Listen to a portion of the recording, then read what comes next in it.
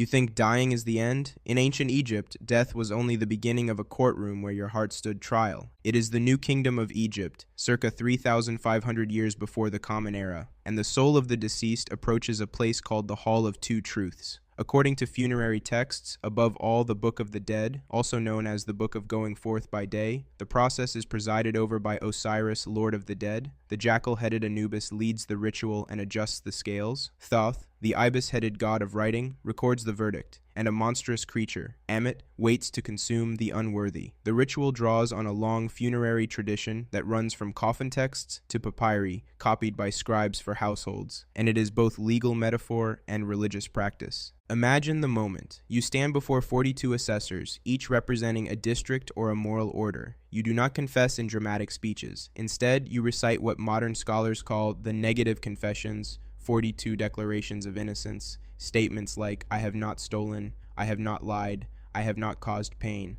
These declarations, preserved most famously in Spell 125 of the Book of the Dead, are ethical resume and legal testimony merged. They tell the gods you have honored Ma'at, the principle of truth, balance, and proper order on which Egyptian social and cosmic life depended. Anubis places your heart, thought to hold memory, emotion, and identity, on one pan of a scale. On the other pan rests the feather of Ma'at. The image is direct. Your entire moral life becomes weight. Egyptians regarded the heart as the body's moral register, and yet they worried that it might betray the owner, hence the need for ritual witnesses and for protective spells. Thoth stands nearby with a reed pen, ready to inscribe the verdict, and Ammit crouches at the base of the scene, part lion, part hippopotamus, part crocodile, the devourer of the dead. If the heart is heavier than the feather, if it registers greed, violence, deceit, neglect of duty, then Ammit consumes it. This is not torment in the later Christian sense. It is annihilation. To be eaten by Ammit is to suffer a second death, loss of identity, erasure from the communal registers, and from the continuing cycles of offerings and remembrance. Without a heart, the Bay and Ka cannot cohere into an Ak, the effective spirit that enjoys the afterlife. Your name may remain carved on stone, but in the Egyptian worldview, you no longer participate in the economy of offerings and cannot be sustained. Even a favorable weighing is not the only test. Surviving requires ritual competence, the right spells, the correct names, and proper funerary practice. The Book of the Dead supplies spells that instruct the deceased which words to speak at each threshold, how to answer guardians, and which names to invoke. The heart scarab and other amulets aim to silence accusation and to preserve the heart in the face of divine scrutiny. Funerary technicians, scribes, and priests all played roles, ensuring that the ritual ran correctly, for a misplaced word or a missing offering could have catastrophic consequences. The sources vary. The negative confessions are not identical across every papyrus. Versions differ in number and wording. Some scenes emphasize Osiris's adjudication, others foreground Anubis's weighing. Yet the core elements recur across burials, tomb paintings, and coffins. Ma'at is the standard. The heart and feather are the test. Anubis, Thoth, Osiris, and Ammit play central roles. Archaeology and papyrology, tomb paintings, the papyrus of Ani, and other funerary papyri give us repeated, consistent images of judgment.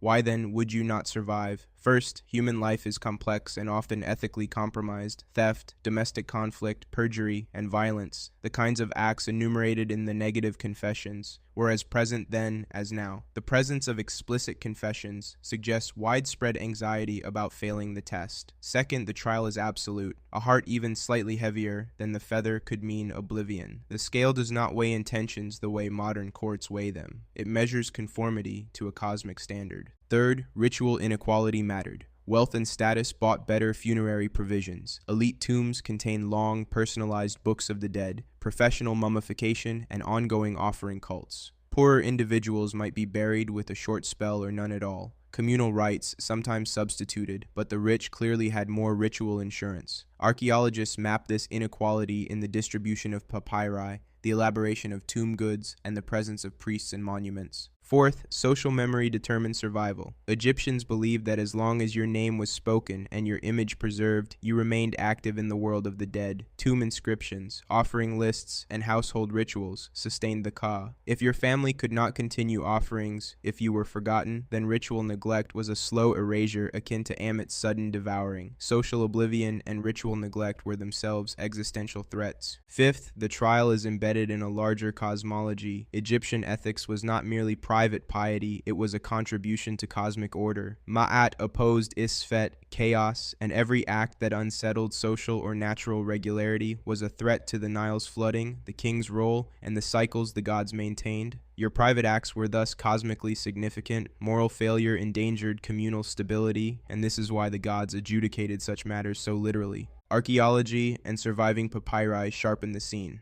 One of the clearest accounts is spell 125 of the Book of the Dead, preserved in the papyrus of Ani from the 19th dynasty around the 13th century BCE. Spell 125 lists the 42 declarations of innocence and describes the heart's weighing. Artists painted the same courtroom on tomb walls, Anubis adjusts the scales, Thoth records the verdict, and Amit crouches ready to devour the condemned. Rituals were not equally available. Wealth bought longer spells, private priests, and durable tombs. Poorer Egyptians were buried with simplified texts or relied on communal cults. Archaeologists see this inequality in papyrus distributions, tomb goods, and inscription frequency. Your chance of passing the trial often increased with ritual capital. The Egyptians imagined the self as multiple. The Ka needed offerings. The Ba could travel. The Ak was the transformed spirit that survived judgment.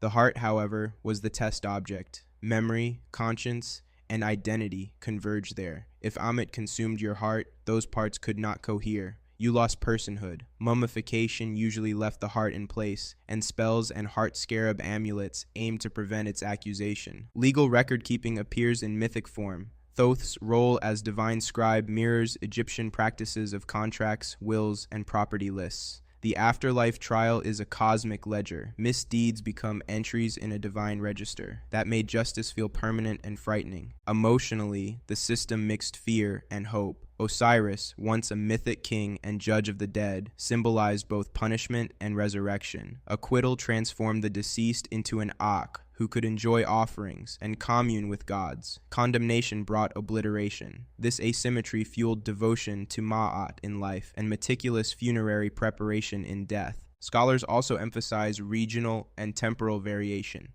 Old and Middle Kingdom texts emphasize different funerary rites. The coffin texts and later books of the dead reorganized spells. Local beliefs and family cults shaped how judgment was imagined and how vigorously the dead were supported. It cautions broad statements. The ritual was as social bookkeeping as it was spiritual practice.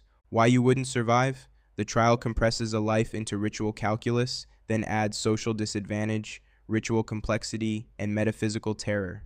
Survival required ethical comportment, liturgical knowledge, social memory, and sometimes money. Whether an individual would pass thus depended on wealth, community support, and character. The Hall of Two Truths is more than a mythic courtroom. It is a cultural mirror showing how a civilization intertwined ethics, law, and remembrance. For the Egyptians, survival was not mere biological continuation, but legal recognition within a divinely ordered cosmos. The scene speaks to anxieties that still feel modern. Will my deeds be weighed? Will my name be remembered? And will moral failure erase me from the ledger of being? In the Hall of Two Truths, your life becomes a weight. In the silence after judgment, a single feather decides whether you persist or vanish. That image is a warning and a consolation, ancient and strangely familiar. In the end, the measure of a life may be less the monuments it leaves than the balance of the heart.